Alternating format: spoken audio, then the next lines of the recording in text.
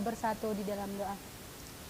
Kembali Tuhan, kami mengucapkan syukur buat berkat cinta kasih Tuhan yang masih menyertai kami hingga pada saat ini.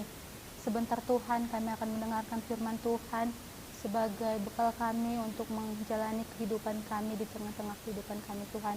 Tuhan, inilah doa kami, di dalam nama anak-Mu Yesus Kristus kami berdoa dan mengucap syukur. Amin. Firman Tuhan yang menyapa kita pada siang hari ini terambil dari 1 Yohanes 4 ayat 18. 1 Yohanes 4 ayat 18. Beginilah isi firman Tuhan. Di dalam kasih tidak ada ketakutan, kasih yang sempurna melenyapkan ketakutan, sebab ketakutan mengandung hukuman dan barang siapa takut, ia tidak sempurna di dalam kasih. Begitulah firman Tuhan. Shalom kepada kita semua.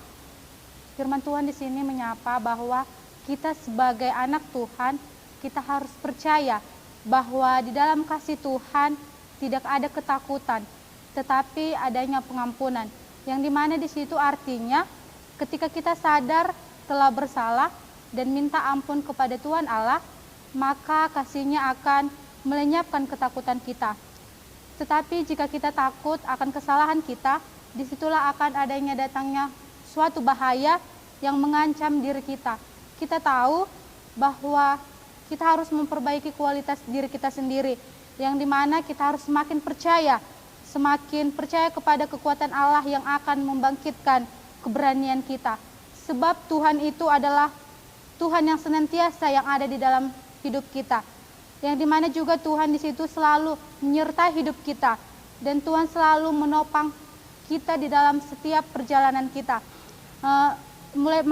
Marilah mulai saat ini kita sebagai orang Kristen tak perlu takut, jangan takut akan dalam segala hal apapun, karena Allah selalu beserta kita. Dalam setiap langkah kita selalu bersama Tuhan, dan haruslah kita bertumbuh di dalam kasih Allah, karena di dalam hidup kita, di dalam masalah kita, kalau kita takut pasti kita tidak percaya kepada Allah. Maka di dalam masalah ataupun pergumulan atau badai sebesar apapun yang kita hadapi, kita harus berserah kepada Tuhan. Begitulah firman Tuhan. Kita aminkan firman Tuhan, kita bersatu di dalam doa. Terima kasih Tuhan buat firman Tuhan yang telah kami dengar.